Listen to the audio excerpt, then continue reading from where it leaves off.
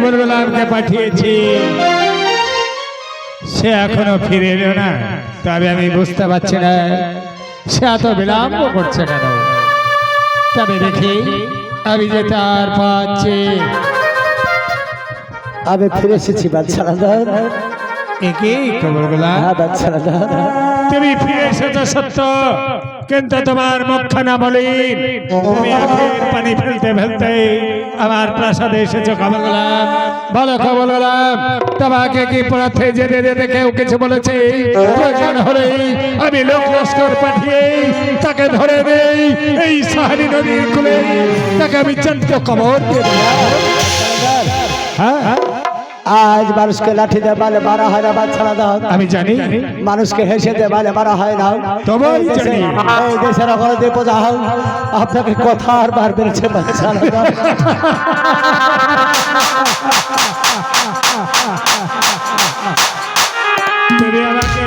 তুমি আমাকে হাসালে কমল গোলাম।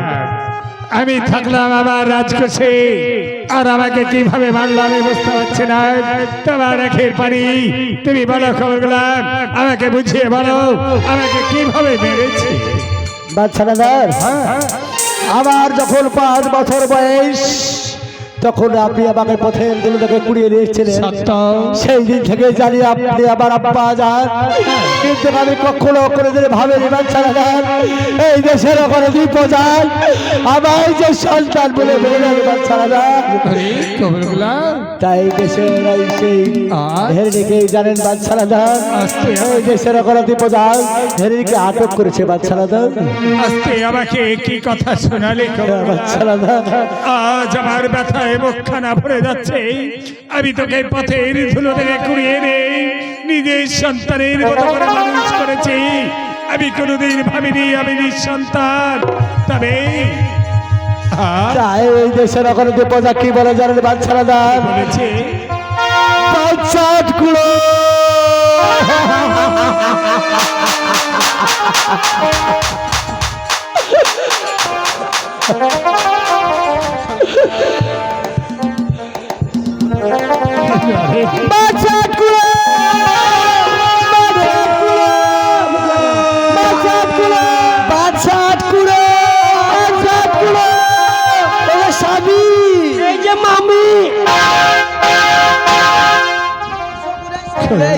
তোমার মামি হচ্ছে আমি তোমার বউ হচ্ছে। আকাশে বাতাসে আজ সব সবাই যেন শোনা যাচ্ছে বাদশাহ করো। আমার মুখ দেখলে নাকি এক মুঠাই তাদের মুখে জড়িয়ে না বন্ধু রে, ও বন্ধু থাকবে না আমি রে আমার বন্ধু।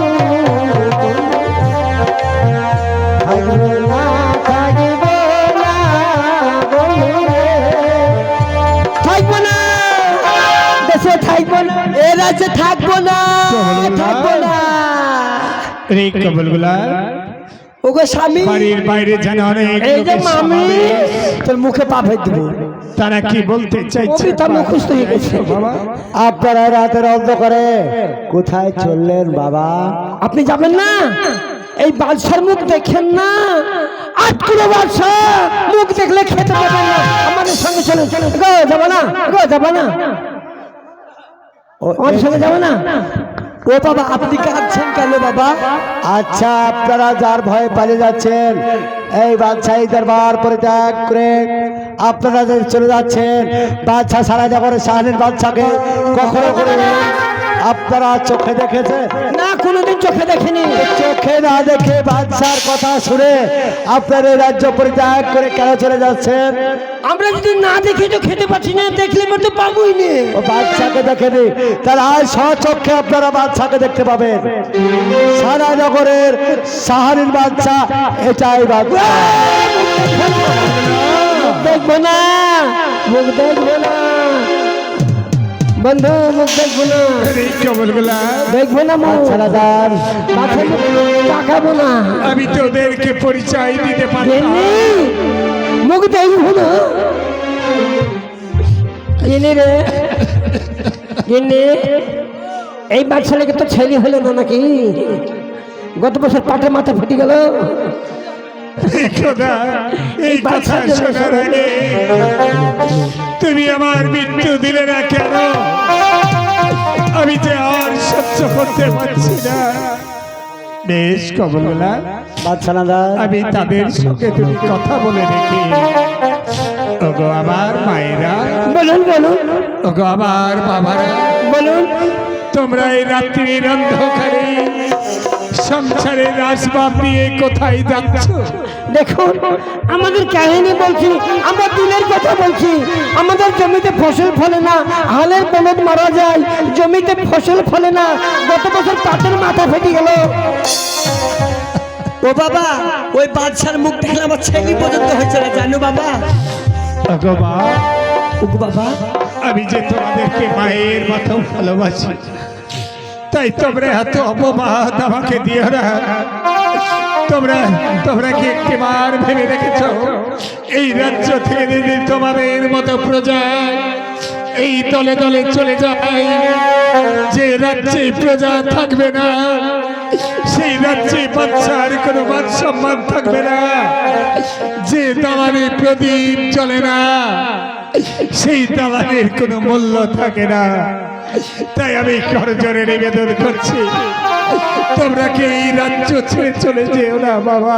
বাদশানন্দন, এই রাজ্যে বাস করুন, নচেত বাস করতে দেন। মা, ওগো বাবা, আপনি থাকুন, না হলে থাকতে দিন আমাদেরকে।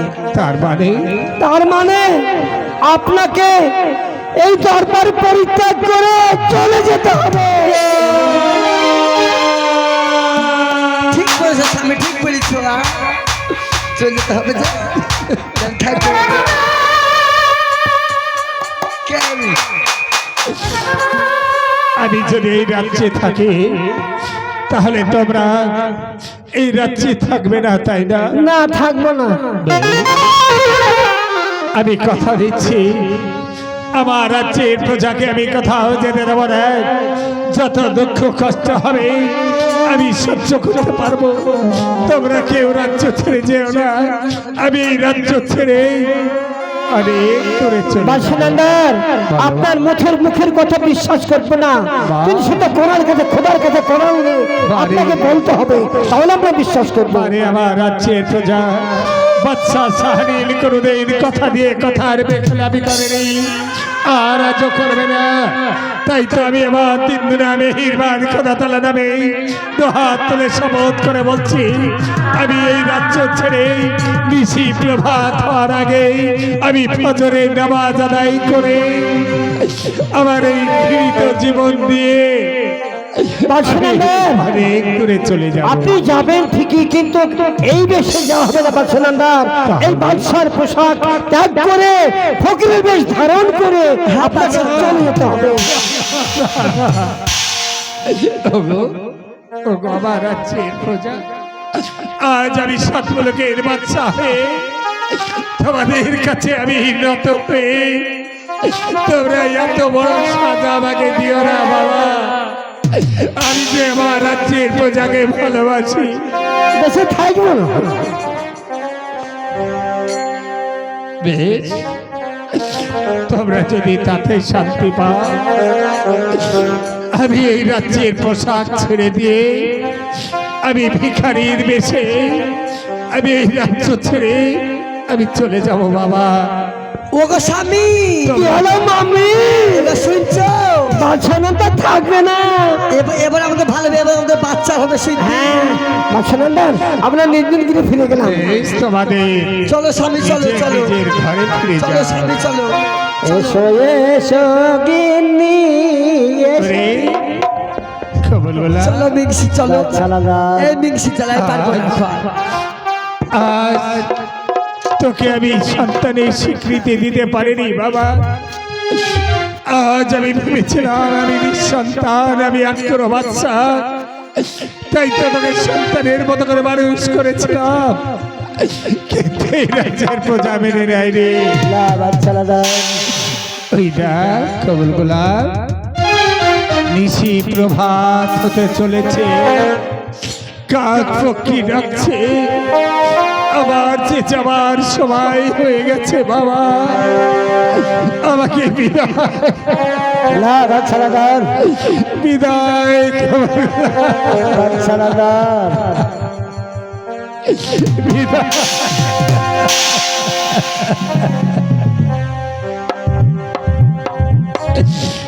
ও গদিন দুনিয়া মালে খোদা, দিনকে দয়া হয় না তোমার,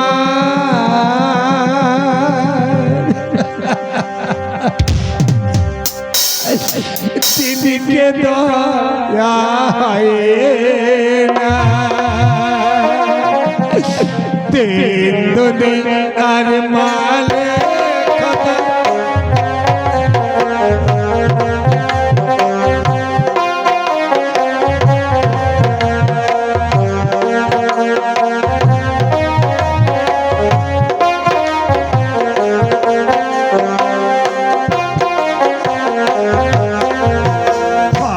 পথে যার কাটায় ঘেরা কোন ধরে চলবে, পথে যার কাটায় ঘেরা কোন ধরে চলবে।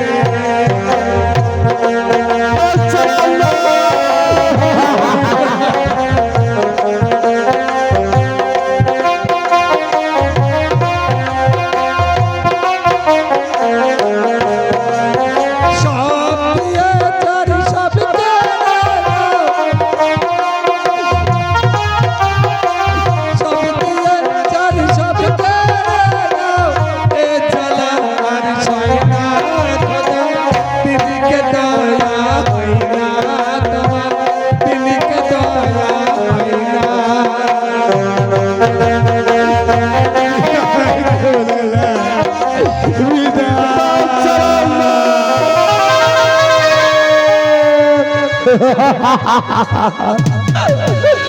ওকে খোদাদের দুয়ার মালিক তুমি বলে দাও, একটি সন্তানের জন্যই আজ বাদশাহী দরবার পরিত্যাগ করে চলে গেছে।